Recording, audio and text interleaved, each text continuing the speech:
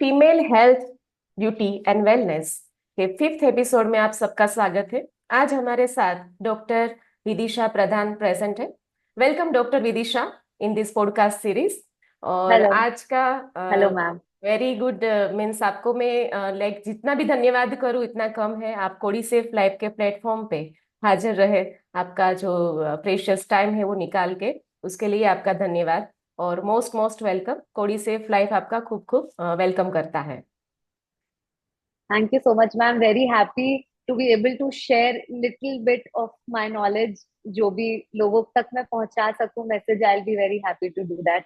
Yes, I am very much sure कि आपका जो नॉलेज है, लाइक आपने जो एमडीएस की पढ़ाई की है और आपका जो पॉइंट ऑफ व्यू है वो काफी कम डॉक्टर्स में मिलता है। लाइक जो पॉइंट ऑफ व्यू आज हम बात करने वाले हैं, जो डिस्कस करने वाले हैं, वो काफी कम डॉक्टर्स ये पॉइंट ऑफ व्यू से लोगों को ट्रीट करते हैं।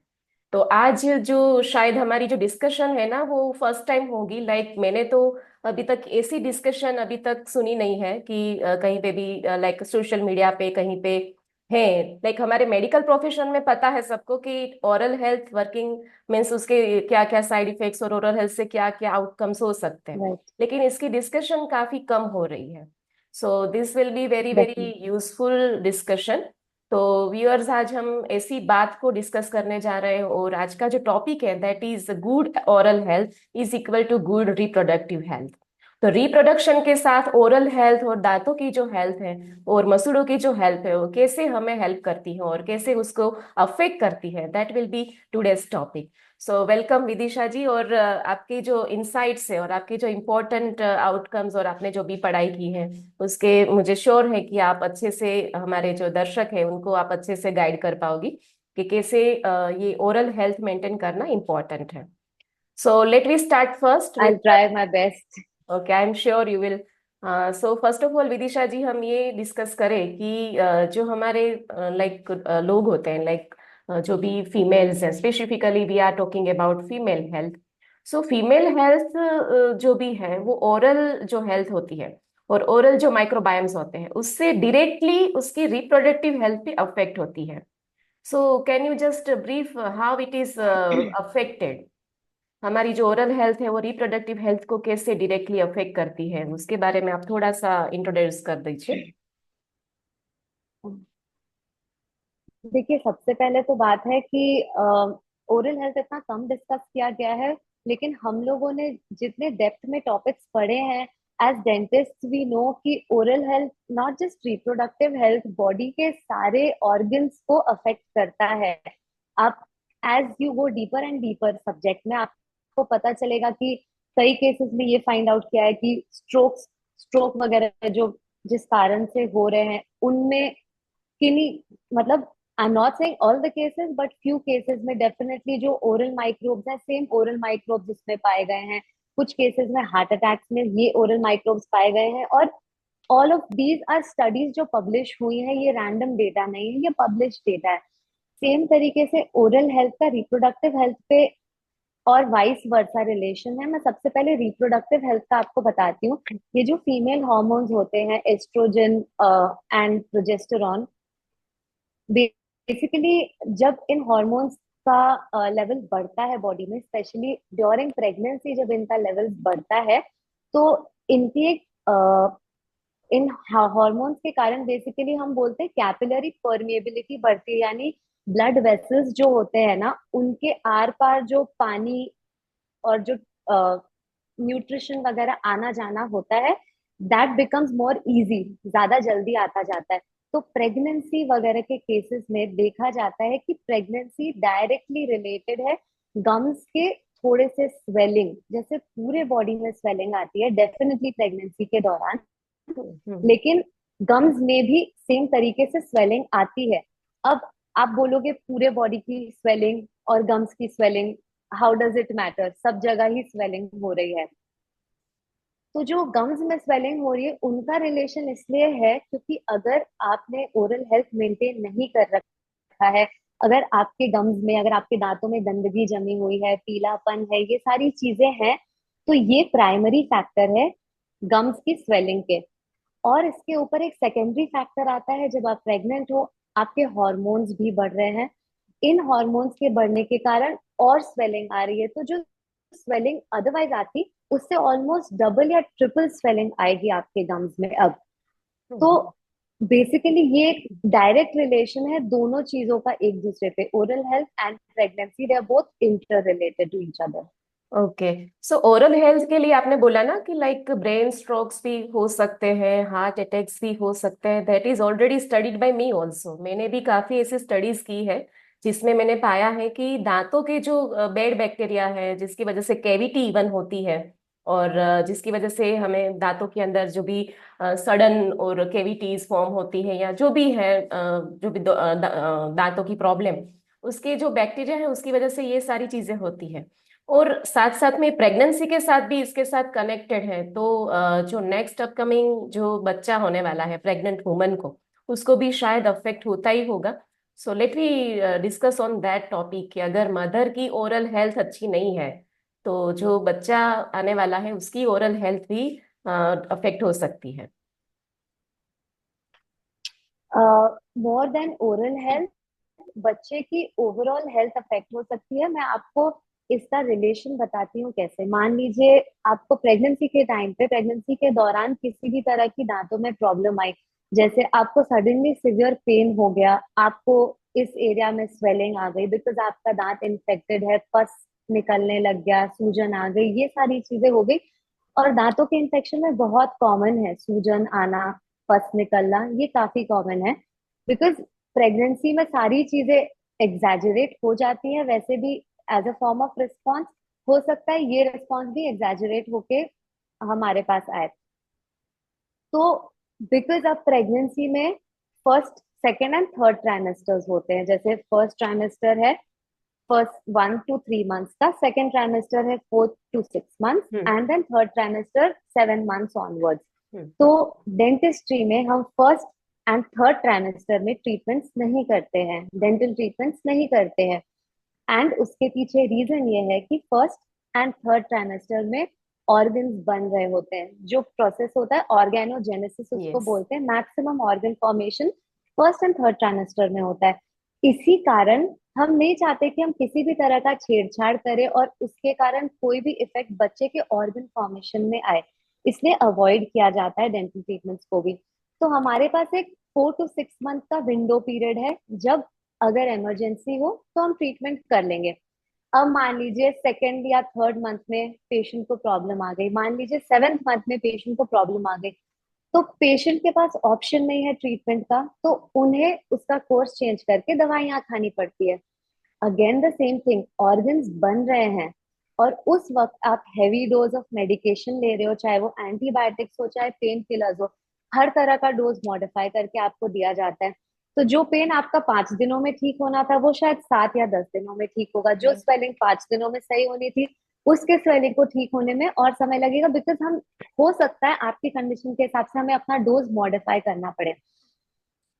प्लस हैवी डोज ले लिया तो there is still a chance, placenta बहुत परमिएबल होता है, हो सकता है ये दवाइयां प्लासेंटा के थ्रू बेबी तक जाए एंड ऑर्गन फॉर्मेशन में चेंजेस करे। इसलिए ये बेसिकली, अगर आपका ओरल हेल्थ सही नहीं है, not in a very direct way but in an indirect way, कि आपको दवाइयों का कंजम्पशन करना पड़ेगा और उसके कारण शायद, and on top of that, ये सारी चीजें होने के बाद, प्रेगनेंसी के बाद लैक्टेटिंग जो मदर होती है, मिल्क के थ्रू भी आप जो लेते हो वो सारी चीजें बेबी तक जाती हैं। तो चाहे आप दवाई ले रहे हो चाहे आप खाना ले रहे हो, अच्छा न्यूट्रिशन बैड न्यूट्रिशन, वो सारी चीजें आपके बेबी तक जा रही है। तो अगेन ड्यूरिंग लैक्टेशन हम ट्राई करते हैं कि हम अवॉइड करें मेडिकेशन देना। तो आपका बेसिकली जो एक छोटा सा प्रॉब्लम था वो बड़ा बन चुका है और उसको ट्रीटमेंट करने का दायरा भी अब चेंज हो चुका है, अब हम इमीडिएटली उसको अटेंड नहीं कर जस्ट सकते। बिकॉज ऑफ लैक ऑफ तो ये नॉलेज। प्रॉब्लम होती है। Hmm. Yes, just because of lack of knowledge. Knowledge, yes yes. और आपने जितने टाइम से आप प्रैक्टिस कर रही हो उस हिसाब से अगर देखा जाए तो आपके पास ऐसे पेशेंट्स आते होंगे specially after delivery of baby, और शायद उनके पास ओरल हेल्थ शायद हो सकती है कि उनको कैविटीज फॉर्म हो गई हो। लाइक मैंने ये देखा है कि काफी लोगों में आफ्टर प्रेगनेंसी स्पेशली फीमेल जो है उनके अंदर ड्यूरिंग प्रेगनेंसी केयर नहीं होती या फिर हार्मोनल इनबैलेंस की वजह से कैविटी फॉर्म होती है। तो ये आपने अपनी प्रैक्टिस में देखा है? हाँ मैम, सो अगेन ये प्रॉब्लम ये है ना कि ये सारी चीजें इतनी इनडायरेक्ट है कि लोग इसे रिलेट नहीं करते हैं, और बिकॉज ये चीजें रिलेट नहीं होती है ना आपस में, इसे एज अ प्रॉब्लम नहीं देखा जाता। तो ऐसा नहीं है कि प्रेगनेंसी हुई है इसलिए कैविटी बन गई है, ये हम्म। रीजन नहीं है, इसका इनडायरेक्ट रीजन है। वो मैं आपको बताती हूँ। जैसा मैंने आपको बोला, मसूड़ों में स्वेलिंग हो जाती है। अब मसूड़ों में स्वेलिंग होती है, मसूड़े लाल होते हैं, तो जब आप ब्रशिंग कर रहे हो तो मसूड़ों से ब्लीडिंग होनी चालू हो जाती है।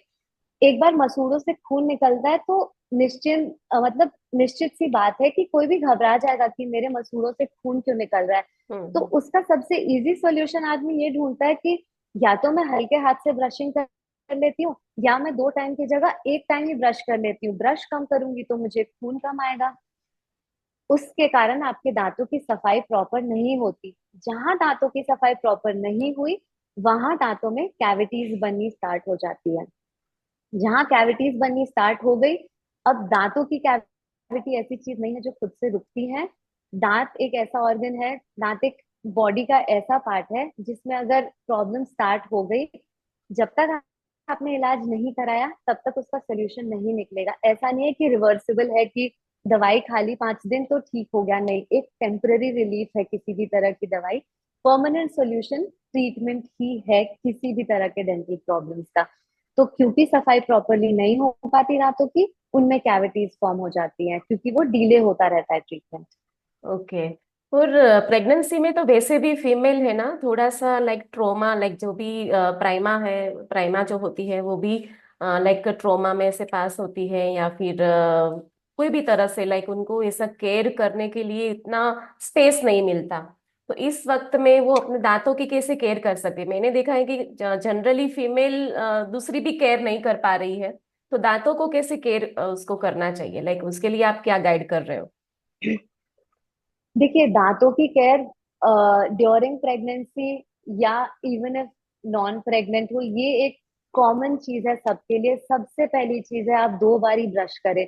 सुबह ब्रश करें, रात को ब्रश करें। मैं आपको एक बहुत रिलेटेबल एग्जांपल के साथ समझाऊंगी। आप खाना दिन में 3 टाइम खाते हो, ब्रेकफास्ट किया, लंच किया, डिनर किया, सेम हम्म। थाली में खा लो। आपकी खुद की जूठी थाली है, क्या फर्क पड़ता है, उसमें ही खा लो। लेकिन आप नहीं खाते हो, आप उसे साफ करते हो, क्यों? क्योंकि सुबह वो के दिखता खाए है हुए ना, खाने वो को दिखता शाम है। तक रख दिया जाए। हाँ। वो दिखता है, सही बात है, लेकिन साथ में क्यों, उसका साइंटिफिक रीजन तो ये, उसमें खाने का जो पार्टिकल लगा है उसमें कीटाणु पैदा होते हैं। उसमें कीटाणु पैदा होते हैं तो आप नहीं चाहते उसी प्लेट में आप शाम को वापस डाल के उसे खाएं। सही बात है। तो हम्म। जब आप प्लेट को साफ कर रहे हो, क्योंकि वो आपको दिख रहा है, दांतों के बीच जो फसरा है, मसूड़ों के बीच जो फसरा है, वो आपको दिख नहीं रहा है, इसलिए आप उसे साफ नहीं कर रहे हो। इसका मतलब ये नहीं है कि वो आपके दांतों पे लगा नहीं है। इसका मतलब ये नहीं है कि वहां कीटाणु नहीं पैदा होते हैं। ये सेम हम्म। चीज दांतों के साथ भी होती है। तो बेसिक ये होता है कि सुबह और रात को ब्रश करें। अब मान लिया आपने सुबह ब्रश किया, 3 टाइम का मील खाया, रात को आप बिना ब्रश किए सो गए। आपने बोला मैंने तो कुल्ला कर लिया, मेरा तो मुंह साफ हो गया। अब सेम चीज करो, आप प्लेट को पानी से साफ कर लो और उसमें खाना खा लो। नहीं, वो नहीं होगा। आप साबुन से प्लेट को क्यों साफ करोगे? ताकि पूरी तरह से क्लीन हो। वो साबुन का काम ब्रश और पेस्ट करते हैं हमारे दांतों के लिए, एग्जैक्टली सेम रोल है इनका। वो दांतों के बीच से जो छोटी छोटी जगह है जहाँ कुल्ला करने से सब नहीं क्लीन हो पाता, ब्रश उन सारी जगहों पे पहुंच के आपके दांतों को क्लीन करता है। तो सबसे बेसिक चीज है कि आप सुबह और रात को ब्रश करें। दूसरी चीज, स्पेशली मैं प्रेग्नेंट वुमेन से ज्यादा बताना चाहूंगी, चाइल्ड बेयरिंग एज वालों के लिए। अगर आप हम्म। प्रेगनेंसी प्लान कर रहे हो, आप अपने गायनेकोलॉजिस्ट को विजिट कर रहे हो, आप अपने ब्लड टेस्ट करवा रहे हो, आप साथ में अपने डेंटिस्ट को विजिट करो। क्योंकि जैसा मैंने आपको बताया, अगर आपके मसूड़ों में ऑलरेडी सूजन है तो वो सूजन बढ़ेगी, बिल्कुल बढ़ेगी, मतलब विथ गारंटी बढ़ेगी। अगर आपके प्रेगनेंसी के टाइम पे आपको प्रॉब्लम करेगी। अगर आपके दांत में एक छोटी सी कैविटी है जो शायद बेसिक फिलिंग से ठीक हो जाए, वो आपको प्रेगनेंसी के वक्त पेन किया तो आपको उसके लिए दवाई लेनी होगी, उसका ट्रीटमेंट पोस्टपोन करना होगा। तो ये सारी चीजें छोटे फॉर्म में हो सकती है ट्रीट, आप उसे बिफोर प्रेगनेंसी ही करा लो। चाइल्ड बेयरिंग एज जैसे आता है, आप इन चीजों को करा लो just after your marriage, just before your marriage, और whenever you are planning a child. तो बीच में आपको मैं रोक के पूछना चाहूंगी कि अगर देखिए, हाँ हमें भी एज अ मेडिकल प्रोफेशन पता है कि oral health is very very important. तो प्री प्रेगनेंसी जो टेस्टिंग होती है उसमें हर एक डॉक्टर ये क्यों प्रैक्टिस नहीं कर रहे हैं? What is your point? ये होना चाहिए कि नहीं? जैसे पता है आपको, HIV, HCV, ये सारी टेस्टिंग होती है, CBC काउंट्स, ये सारी बिल्कुल। लाइक पूरी प्रेगनेंसी प्रोफाइल होती है, राइट? तो प्रेगनेंसी प्रोफाइल में यस डेंटल चेकअप को क्यों हम ऐसे लाइक एज अ पॉलिसी हम क्यों इनपुट नहीं कर रहे हैं? क्या वजह है उसकी मैम, कुछ? रीजन तो यही है, लैक ऑफ डेंटल अवेयरनेस है इंडिया में, काफी हद तक लैक ऑफ डेंटल अवेयरनेस है। ये छोटी से छोटी चीज आप देखोगे, किसी को दांत में काला दिख रहा है लेकिन वो इलाज कराने नहीं आएंगे क्योंकि उन्हें लग रहा है कि वो ठीक हो जाएगा। किसी के दांत में दर्द है, वो दवाई खा के एक बार ही छोड़ देंगे, और अगर डेंटिस्ट को दिखा भी दिया तो वो ट्रीटमेंट के लिए टर्न अप नहीं करेंगे। ऐसे केसेस तो हमारे पास रोज आते हैं, हम्म। जिनको दर्द हुआ, उन्होंने दवाई खा ली, मेडिकल से दवाई ले ली, खा ली, खत्म हो गया किस्सा। अब दर्द नहीं हो रहा है, अब हम क्यों जाएं? आप सेम चीजें बाकी मेडिकल प्रॉब्लम्स के साथ नहीं करते हो ना, क्योंकि आपको हम्म। अगर किडनी में स्टोन हो गया, आपको एक बार पेन हो गया, आपने दिखा दिया ना, तो आप वापस जाओगे अपने यूरोलॉजिस्ट के पास उनको पूछने के लिए कि मेरा स्टोन पास हुआ या नहीं। नहीं, यस। क्योंकि वो आपको समझ में आ रहा है कि आपको वो प्रॉब्लम है और वो एक मेजर प्रॉब्लम हो सकती है। लेकिन दांतों की प्रॉब्लम को लोग उतने मेजर नहीं लेते नहीं है। लोगों को क्या लगता है, 32 दांत है, दो कम हो गए, क्या फर्क पड़ जाएगा। Yes, yes. बट ये माय मेंटालिटी इंडिया में चेंज हाँ, बट करना है जरूरी सबसे। माय पॉइंट इज दैट कि लाइक कॉमन पीपल को तो नहीं पता है कि डेंटल हेल्थ जो होती है या ओरल हेल्थ होती है वो क्या आउटकम कर सकती है। हार्ट अटैक से लेके ब्रेन स्ट्रोक से लेके काफी सारी प्रॉब्लम्स डेंटल हेल्थ से हो सकती है। बट जो मेडिकल प्रोफेशन है उनको तो पता है ना। तो वो क्यों सजेस्ट लाइक प्रेगनेंसी में ये सारी चीजें हो सकती है तो एज अ पॉलिसी इनपुट क्यों नहीं कर रहे हैं? लाइक उनको करना चाहिए ना। जो भी फीमेल आ रही है कि चलो बिल्कुल अपना करना भी चाहिए डेंटल मुझे, चेकअप करवा लो, सो ये आउटकम बाद में ना आए। बिल्कुल ही करवाना चाहिए। सो हम्म। हम्म। रीजन तो मुझे नहीं पता ये क्यों नहीं हो रहा है। मैं अपने तरफ से जो ये कोशिश कर सकती हूँ कि अगर ये पॉडकास्ट कोई भी गायनेकोलॉजिस्ट, कोई भी डॉक्टर्स देख रहे हैं, आई वुड रिक्वेस्ट यू कि आप इसको एक अपना पार्ट ऑफ जनरल चेकअप्स भी बना लें। हम्म। बाकी सारी चीजों में भी, जैसे डायबिटिक पेशेंट्स वगैरह हैं, आप उनमें भी उन्हें भी सजेस्ट करें कि आप रेगुलर चेकअप्स के लिए, डेंटल चेकअप्स के लिए जाइए।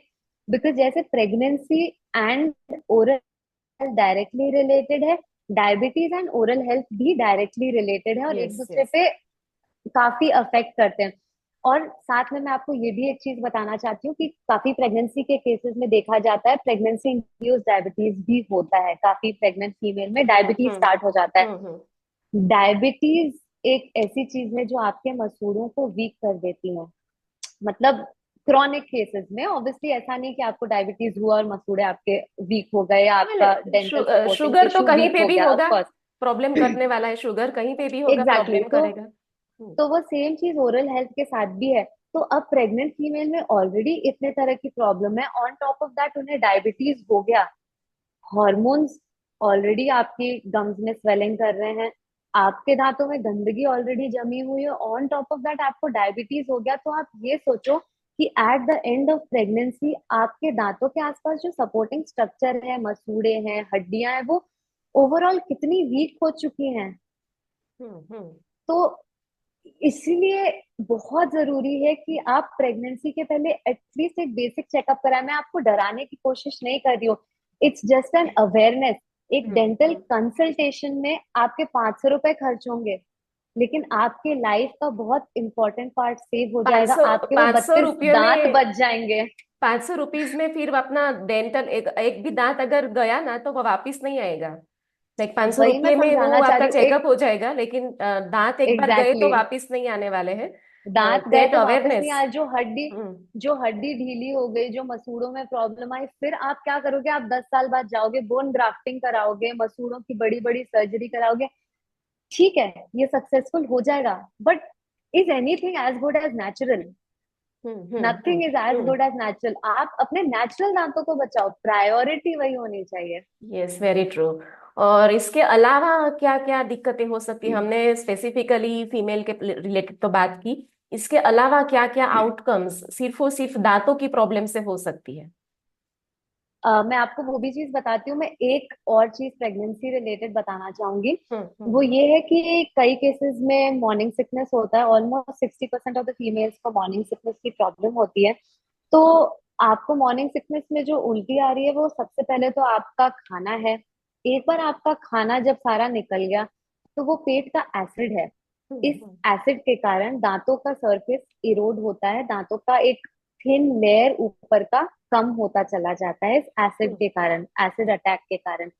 तो विथ टाइम अगर आपको बहुत सिवियर मॉर्निंग सिकनेस हो रहा है, बार बार हो रहा है, और आप अच्छे से रिंस नहीं कर रहे हो, अच्छे से ब्रश नहीं कर रहे हो, वो एसिड पार्टिकल्स स्टे करते हैं। दांतों का जो सरफेस एरोड हो जाता है उसके कारण दांतों में कनकनी या सेंसिटिविटी की कंप्लेंट्स भी होने लगती है। तो मॉर्निंग सिकनेस वालों को मैं ये सजेस्ट करूंगी कि after every time you vomit, it's unfortunate but every after every vomit आप अच्छे से अपना माउथ रिंस करें। कुछ नहीं तो बिना पेस्ट के ही ब्रश लगा के दांतों को एक बार ब्रश कर लें, क्लीन कर लें, ताकि सारा एसिड उस सरफेस से चला जाए एंड आपके इरोजन के चांसेस कम हो जाए। कम हो जाए। ओके। और ये जो हम पॉडकास्ट जनरली फोकस करके कर रहे हैं स्पेशली फीमेल को, क्योंकि फीमेल की हेल्थ इश्यूज ज्यादा होती है, तो इस वजह से हम उसको राइट। फोकस कर रहे हैं। लेकिन आप मेल के लिए भी एक कॉमनली थोड़े से इंस्ट्रक्शन दे दीजिए कि मेल को भी सिमिलर इफेक्ट हो सकती है। बिल्कुल हो सकती है, मेन में भी सिमिलर इफेक्ट हो सकता है। मेन में एक्चुअली एक चीज जो सबसे कॉमन देखी जाती है ना, वो होता है दांतों का अब्रेजन, यानी अगेन बहुत हार्ड टूथ ब्रशिंग। आपको लगता है कि मैं जोर से ब्रश करूंगा तो मेरे दांत बिल्कुल साफ हो जाएंगे, बिल्कुल वाइट हो जाएंगे, चमक जाएंगे। नहीं, आपके दांत वाइट और चमक नॉर्मल ब्रशिंग फोर्स से भी चमक जाएंगे। बेसिक ब्रशिंग का है 2 मिनट तक करो, 2 टाइम करो। और एक टेक्निक होता है, बास टेक्निक, मॉडिफाइड बास टेक्निक बोलते हैं। वो आपको देखना है तो आप वीडियो यूट्यूब वगैरह पे देख सकते हैं, नॉर्मल ब्रशिंग टेक्निक क्या होती है, exactly how to brush your teeth. मेरे यूट्यूब चैनल पर भी है। सो एक बेसिक जो ब्रशिंग की टेक्निक है वो फॉलो करिए। ऐसा नहीं है कि आपको बहुत एक्सेसिव फोर्स लगाना है, वो आप बहुत एक्सेसिव अमाउंट ऑफ फोर्स लगा रहे हो। प्लस आप हार्ड टूथ ब्रशेस यूज कर रहे हो। हम मेन हैं, हम हार्ड टूथ ब्रश यूज करेंगे नहीं, वो दांत हमारा और आपका अलग नहीं है। वो दांत का बेसिक कॉम्पोजिशन ही सेम है मेन और वुमेन में भी। तो आप उसको इरोड कर रहे हो विद एज। आप 40 साल में आओगे, आपको सेंसिटिविटी होने लगेगी, आपको दांतों में फिलिंग्स करानी पड़ेंगी, बिकॉज ऑफ दैट दांत घिसने चालू हो जाएंगे एक दूसरे के ऊपर। तो ब्रशिंग एकदम बेसिक चीज है, अच्छे से करो, प्यार से करो, हो जाएगा। आप medium to soft to medium brushes use कर लीजिए। Don't go for hard brushes. Electric toothbrush equally good as manual toothbrush. आप कोई भी ब्रश यूज करिए, वो भी चलेगा आपको। और इसके अलावा हार्मोन रिलेटेड तो कुछ मेजर इश्यूज नहीं है। और हम्म। एक और चीज, यस वी नो मेन की पेन थ्रेशोल्ड ज्यादा है, बट दांतों के केस में वो वर्क नहीं करता है। आपकी पेन थ्रेशोल्ड अच्छी है, हम्म। सही बात है, आप कंप्लेन नहीं कर रहे हो दर्द की। इसका ये मतलब नहीं है कि दिक्कत नहीं है, हम्म। दिक्कत अभी भी है। तो ट्रीटमेंट करवाइए। Yes, very true. तो हमने शायद ये डिस्कशन फीमेल हेल्थ के लिए की है, तो काफी जो मेल देख रहे होंगे वो सोच रहे होंगे कि हमें केयर करने की जरूरत नहीं, इसीलिए ये पॉइंट मैंने लिया। और साथ में आप ये भी बता दीजिए क्या करना चाहिए ओरल हेल्थ को मेंटेन करने के लिए, क्या करना है, और बाद में डिस्कस करते क्या नहीं करना है जिससे हम ओरल हेल्थ को अच्छे से मेंटेन कर पाए। देखिए, सबसे पहले चीज तो जैसे मैंने बताया, 2 टाइम ब्रशिंग बिल्कुल बेसिक है। हम्म। दूसरी चीज है कि आप dental visits by books 6 monthly visit होने चाहिए, बट आप एक ईयरली विजिट का अपना शेड्यूल बना लीजिए डेंटिस्ट के पास। क्योंकि क्या है, ऐसा कोई डेंटिस्ट नहीं करेगा कि आपके दांत में कैविटी नहीं है लेकिन फिर भी आपके फिलिंग करेगा, फिर भी आपके प्रॉब्लम बताएगा, ये नहीं होगा। लेकिन हम्म। आपके कई बारी प्रॉब्लम है जो आपको नजर नहीं आ रही। ऑब्वियसली आप अपने ऊपर के दांतों को कैसे देखोगे, हम्म। आप अपने आखिरी दांत तक कैसे देखोगे, नहीं देखोगे। हमारे पास इंस्ट्रूमेंट्स हैं जो रीच करते हैं उस एरिया तक, और हमें ट्रेनिंग दी गई है इस तरह से कि हम देख पाए, पकड़ पाए कि आपको क्या प्रॉब्लम है। अगर आपको प्रॉब्लम बता दी गई, अर्ली ट्रीटमेंट करा लीजिए आप। एक छोटी सी फिलिंग है, एक सिंगल अपॉइंटमेंट का काम है, एक छोटी सी फिलिंग में आपको एकदम एक वेगली कॉस्ट अमाउंट का डिफरेंस आपको बताती हूँ। एक बेसिक फिलिंग है, आप 1,000 से 2,000 रुपए में आपका काम हो जाएगा।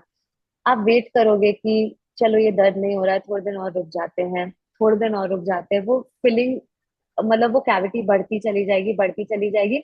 दांतों के जो नस होते हैं वो उस नस तक पहुंचेगी। फिर होगा आपको दर्द। तब जब दर्द होगा आप आके कराओगे हमारे पास रूट कनाल। पहली बात तो अपॉइंटमेंट जो एक थे, अब वो 3 या 4 अपॉइंटमेंट्स हो जाएंगे। आपका हम्म। टाइम वैसे ही खराब हो गया। ऑन टॉप ऑफ दैट जो ट्रीटमेंट कॉस्ट मैंने आपको 1,000 रुपए थे, 1,000 2,000 के आसपास बताया। अब जब आप रूट कनाल कराने आओगे तो रूट कनाल के साथ 80% केसेस में हमें कैप्स भी लगाने पड़ते हैं। तो हम्म। रूट कनाल और कैपिंग कराओगे तो आपका ट्रीटमेंट कॉस्ट कहीं 10 से 15 18 हजार के बीच में आएगा। आप कॉस्ट डिफरेंस देखिए, आप टाइम डिफरेंस देखिए। और इससे भी बुरी स्थिति हो गई तो हमें दांत निकालना पड़ेगा और उसकी जगह आर्टिफिशियल दांत लगेगा। पहली बात तो वो दांत आर्टिफिशियल है, वो हम्म। कभी आपको नेचुरल फील नहीं होगा, चाहे वो रिमूवेबल हो, चाहे फिक्स्ड हो, चाहे वो स्क्रू बेस्ड इम्प्लांट्स हो। नेचुरल फीलिंग एग्जैक्टली तो नहीं आएगी। प्लस कॉस्ट 30 हजार 40 हजार। तो आप ये देखिए कि आप कितनी छोटी प्रॉब्लम को कितना बड़ा कर रहे हैं सिर्फ इसलिए क्योंकि आपको लग रहा है कि क्यों जाना है डेंटिस्ट के पास, क्या ये जरूरी है। हाँ ये जरूरी है। आपके एक दांत के नहीं होने के कारण मुंह में और 10 तरह के प्रॉब्लम स्टार्ट होते हैं, जो इस छोटे से पॉडकास्ट में समझाना भी बहुत डिफिकल्ट है यस, मेरे लिए। स्टार्टिंग फ्रॉम एसिडिटी से लेके गट हेल्थ से लेके इवन मेमोरी पावर से लेके ब्रेन हार्ट, हर एक ऑर्गन जो वाइटल ऑर्गन है सारे के सारे अफेक्ट होंगे। Hmm. Yes, and one very important thing is, बहुत सारे साइंटिफिक डेटा में रिलेट किया गया है, अगर आपका गम हेल्थ मतलब मसूड़ों का हेल्थ और आपके बोन्स जो है अंदर पेरियोडोंटल हेल्थ उसे कहते हैं, अगर पेरियोडोंटल हेल्थ बुरा है there is a very good chance of pre mature birth. अगर हम्म। ऑब्वियसली आप प्री मेच्योर बर्थ अगर दे रहे हो अपने बच्चे को तो उसके साथ और बहुत सारी प्रॉब्लम्स आती है। उन बच्चे का वेट कम रहेगा, आपको बच्चे की केयर एक्स्ट्रा करनी पड़ेगी। आपने अपनी ही केयर कर ली होती तो आज आपको इतना सोचना नहीं होता क्या मेरा बच्चा ठीक ठीक से रहेगा, सरवाइव करेगा, क्या करूं उसके लिए, क्योंकि वो ऑब्वियसली एक मदरली इंस्टिंक्ट आएगी आपको। लेकिन हम्म। उसकी जगह आपने अपनी ही केयर कर ली होती तो शायद ये प्रॉब्लम तक भी ना आती आज। दोनों साथ में हो जाता, अगर अपनी केयर कर ली होती तो बिल्कुल दो, दोनों साथ में हो जाता। दोनों की, आपकी प्लस आपके बच्चे की, दोनों की हेल्थ बिल्कुल ही परफेक्ट होती। ओके। और इसके अलावा फूड और न्यूट्रिशन का क्या रोल रहेगा अगर ओरल हेल्थ को ज्यादा अच्छे से हमें मेंटेन करना है? फूड एंड न्यूट्रिशन का सबसे पहले तो ये रोल है, देखिए दूध के जो दांत होते हैं वो प्रेगनेंसी के 3rd मंथ में बनना स्टार्ट हो जाते हैं। ओके। और ये 3rd मंथ में दूध के दांत बनते हैं। धीरे धीरे दूध के दांत जब बनना कंप्लीट होते हैं तो दूध के दांत गिरना चालू होते हैं, उसके पहले आपके परमानेंट दांत बनना चालू हो जाते हैं। हम्म। इसलिए हमेशा कहते हैं कि अपने अर्ली एजेस में बच्चों को दूध पिलाने की आदत डाल। कैल्शियम बेसिक पॉइंट दूध पिलाना नहीं है, पॉइंट है बच्चों को कैल्शियम कैल्शियम देना। सोर्स की आदत होनी चाहिए। हम्म। तो आप मिल्क मिल्क प्रोडक्ट्स किसी भी तरह के, दही पनीर छाछ सोया कुछ भी, आप कुछ भी ऐसी चीजें यूज करें जो प्रोटीन कैल्शियम ये चीजें दे रहा हो। In fact 3rd month of pregnancy से it is a very good habit कि आप कैल्शियम रिच फूड स्टार्ट करें। गुड अमाउंट में आप नट्स खाएं। वॉलनट्स हो गए, आमंड्स हो गए, कैश्यूज हो गए, ये nuts are very rich sources of बहुत सारे मिनरल्स। एंड ये सारी चीजें आपकी प्रेगनेंसी के लिए, आपके बच्चे के लिए भी बहुत हेल्पफुल है। और इन जनरल अगर मैं डेंटल हेल्थ की बात करूँ तो इन सारी चीजों के साथ साथ एक चीज जो बहुत अच्छी होती है वो होता है विटामिन सी। वो हम्म। आपके गम्स के लिए, ये तो मैं आपके दांतों के लिए बता रही थी। Vitamin C is a very very good thing for your gums, मतलब गम्स के लिए सबसे जरूरी चीज ही वही है। तो हम्म। आप विटामिन सी आपको मिलेगा आंवला से, संतरा, कोई भी खट्टे फल फ्रूट से आपको विटामिन सी मिलेगा। हम्म। एंड मेरे कई केसेस में, कई ब्रेसेस के केसेस में भी जिनमें स्वेलिंग ज्यादा हो जाती है, या कई पेशेंट्स आते हैं जिनकी काफी टाइम से स्वेलिंग कम नहीं हुई है, it's a tried and tested thing. उनका 1 मंथ अगर विटामिन सी सप्लीमेंट्स दिए गए या उनको आंवला वगैरह खाने ज्यादा बोला गया, उनका एक्चुअली गम हेल्थ इंप्रूव करता है। ओके। तो गम हेल्थ के लिए विटामिन सी बहुत अच्छी चीज है। एक और चीज आप जो कर सकते हैं वो है गम मसाज। आप उंगली के अपने इस पोर्शन से हल्के प्रेशर से गम्स का मसाज करिए, जैसे आप बाकी बॉडी में मसाज करते हो उस तरह से। हम्म। इसका बेसिक पर्पस है कि आपके गम में ब्लड सप्लाई बेटर होगा। ब्लड सप्लाई बेटर होगा तो गम हेल्थ बेटर होगी। जिस तरह से आप बोलते हो सर में ऑयलिंग करनी चाहिए, पर्पस क्या है? मसाज होना मसाज चाहिए होना और चाहिए। ब्लड सप्लाई इंक्रीज होना चाहिए। हम्म। सेम चीज with the gums. Okay fine. और इसके अलावा कुछ आप एडवाइस देना चाहोगे जो हमारे ड्यूरिंग दिस डिस्कशन कुछ मिसिंग है, ऐसी कोई एडवाइस जो लोगों को काफी हेल्पफुल हो? एक चीज मैं बताऊंगी, स्पेशली प्रेगनेंसी में आप try and avoid morning appointments, because hmm. Morning sickness बहुत कॉमन है as we discuss. Hmm. And उसके साथ साथ क्या होता है, हम आपके इतने एरिया में वर्क कर रहे हैं, ऑब्वियसली इंस्ट्रूमेंट्स हैं, मशीन है, सारी चीजें यहाँ यूज हो रही हैं। तो आप ऑलरेडी नॉशियस हो, प्लस हम्म। मुंह के हम्म। पास इतनी चीजें यूज होंगी, आपको नौजिया बढ़ सकता है। तो hmm. Try and avoid morning appointments. Secondly, please do inform your dentist कि आप प्रेग्नेंट हो। मैक्सिमम डेंटल ट्रीटमेंट्स में हमें एक्सरे की जरूरत पड़ती है। X-rays are not safe for your child, X-rays are hmm. Not safe for your developing child. Organogenesis, जो ऑर्गन्स बनते हैं उस टाइम हम्म। बिल्कुल भी सेफ नहीं है। तो अगर आपने अपने डेंटिस्ट को बिफोर हैंड बता दिया, वो आपको एक लेड एप्रन पहनाएंगे, वो आपको यहाँ एक कॉलर पहनाएंगे, थायराइड कॉलर। तो बेसिकली वो आपकी एक्सरे रेडिएशंस को रोकेगा हम्म। आपके बच्चे तक पहुंचने से। इसलिए definitely make this a point कि आप अपने डेंटिस्ट को इन्फॉर्म कर दें कि आपको क्या चल रहा है, आपका स्टेटस करेंटली क्या है, आप कौन से मेडिसिन पे हो, या आपको किसी तरह की कोई प्रॉब्लम हो रही है। Do inform your dentist. And अगर आपको किसी भी तरह का डेंटल पेन हो रहा है, प्लीज डायरेक्टली मेडिकल शॉप जाके मत मेडिसिन खरीदिए, बिकॉज उन्हें नहीं पता है कि आप प्रेग्नेंट हो, आपकी वाइफ प्रेग्नेंट है। वो आपको एक नॉर्मल डोज ऑफ मेडिसिन देंगे जो आपकी वाइफ के लिए हार्मफुल हो सकता है। आप जब डेंटिस्ट के पास आओगे, वो आपको सारी चीजें आपके फिजिशियन एंड गायनेक से कंसल्ट करके डोज मॉडिफाई करके देंगे आपके करंट कंडीशन के हिसाब से। तो प्रेगनेंसी के टाइम पे स्पेशली ऐसे आप रिस्क ना लें तो अच्छा है। ऑल्सो प्रेगनेंसी में बहुत क्रेविंग्स होंगी। आप दिन में 4 की जगह 8 बार खाओगे, आप खाओ, there is no problem with eating. After every meal you eat, after everything you eat, please rinse करिए, ब्रश करिए, दांतों के ऊपर गंदगी मत छोड़िए। हमें नहीं अच्छा लगता हमारे पास पेशेंट्स 4 5 6 कैविटीज लेके आते, नहीं, हमें हमारा पॉकेट नहीं भरना है। हम्म। हमें खुशी तब मिलेगी जब आप अपने ओरल हेल्थ का ध्यान रखोगे। मुझे सबसे ज्यादा खुशी पर्सनली तब मिलती है जब मेरे पास एक 12 साल का बच्चा आता है या एक 15 साल का बच्चा आता है और उसके मुंह में एक भी कैविटी नहीं होती है। Hmm. I am seriously the अभी अभी के हैप्पीएस्ट दिनों में एट आपको that rare point in time. Rare ऐसे केस रेयर मिलते होंगे ना, 10-15 साल का बच्चा आए और कैविटी हाँ, ना हो, ऐसे क- रेयर बच्चे मिलते हाँ, होंगे आपको। ये रेयर ही होता है। एंड हाँ। But it's a very happy feeling yes कि यस, वो भी किसी के उसकी मदर की पेरेंट्स वजह से ने, होगी। वो हाँ, जो कि है वो किसी के भी। पेरेंट्स ने इतना ध्यान दिया कि आप हम्म। अपने बच्चों को सिखाए, आपने ब्रशिंग सिखाई, उनको दांतों का ख्याल रखना सिखाया। It is a very happy feeling. Hmm. Also for all the mothers, all the fathers, दूध के दांत गिर ही जाएंगे, इसलिए हम्म। इन्हें क्यों ट्रीट कराएं।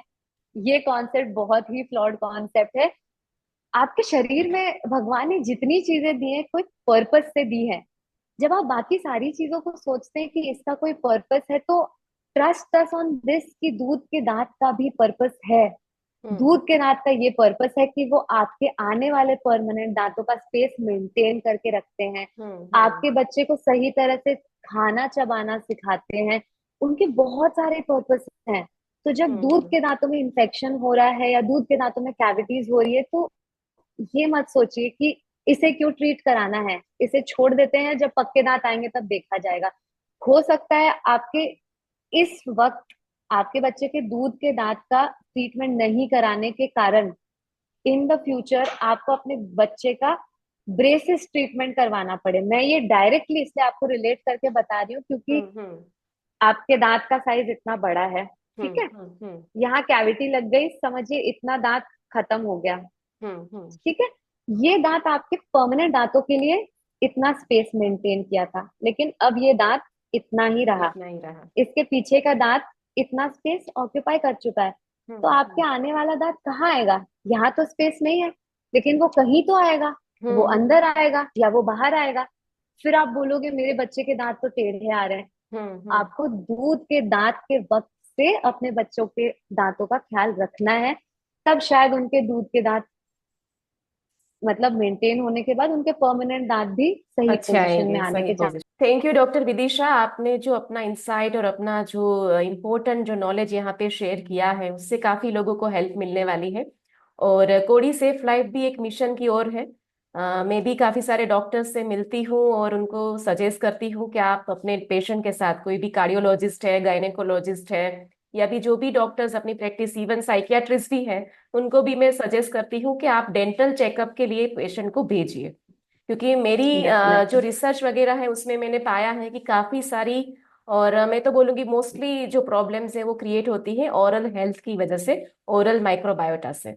सो आप भी ये मिशन में जुड़ जाए, और आप भी काफी सारे आपके जो कनेक्शन है उनको बताइए कि डेंटल हेल्थ क्या रोल करता है, मीन्स उसका क्या रोल यस करता है। डेफिनेटली।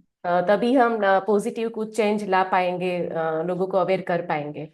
सो आप जयपुर में तो अपना दे ही रहे हो कीमती, जो भी आपका जो भी कंसल्टेशन वगैरह है। सो आप अपना एड्रेस भी शेयर कर दीजिए, जिससे बाकी और स्टेट्स के लोग भी आपका जो बेनिफिट है वो ले पाए, आपके नॉलेज को लेके उसका गेन कर पाए। ओके सो मेरे क्लिनिक का नाम है मिसेस डेंटिस्ट, ओके। एंड ये निर्माण नगर में है, तो गूगल सर्च पे भी आपको मिल जाएगा Mrs dentist, and exact location जो है निर्माण नगर जयपुर का। एंड आप मुझे सोशल मीडिया पे भी फॉलो कर सकते हो, ब्रेसेस एंड बोन्स। तो ओके। ब्रेसेस बिकॉज मैं ऑर्थोडोंटिस्ट हूँ, बोन्स बिकॉज मेरे हस्बैंड ऑर्थोपेडिक सर्जन है, तो braces and bones, it's a combined channel. Hmm and मेरा अगेन उस चैनल के थ्रू भी मिशन यही है कि मैं जनरल डेंटल हेल्थ अवेयरनेस बढ़ाऊं लोगों में। हम्म। एंड सेम अकाउंट से आपको इंस्टाग्राम पे भी मैं मिल जाऊंगी, एंड यूट्यूब यूट्यूब पर भी मैं मिल जाऊंगी आपको। ओके, और आप ऑनलाइन कंसल्टेशन भी करते होंगे तो वो कैसे? Yes yes definitely. ओके। सो मेरे इंस्टाग्राम अकाउंट के थ्रू आप मुझे कांटेक्ट कर सकते हो, you can drop a message, and okay. मैं उसके हिसाब से फिर आपकी जो भी प्रॉब्लम है या कन्वीनियंट टाइमिंग्स देके शेड्यूल कर लूंगी एक online consultation. Thanks lot doctor Vidisha Pradhan, आप यहाँ पे इस प्लेटफॉर्म पे प्रेजेंट रहे और कोडी सेफ लाइफ के जो मिशन है कि लाइक फीमेल की हेल्थ, वेलनेस और ब्यूटी को बढ़ाना है, उसमें आपने पार्टिसिपेट किया। इसके लिए मैं आपका सबसे ज्यादा थैंक यू बोलूंगी, और उससे भी ज्यादा कुछ नहीं कर सकती, लेकिन थैंक यू अभी के लिए। और आपका अपने it was my precious, pleasure doctor हिरन। थैंक्स लॉट, आप यहाँ पे प्रेजेंट रहे और काफी बढ़िया इस डिस्कशन आपके साथ हुआ। Thanks lot for being present here. Thank you.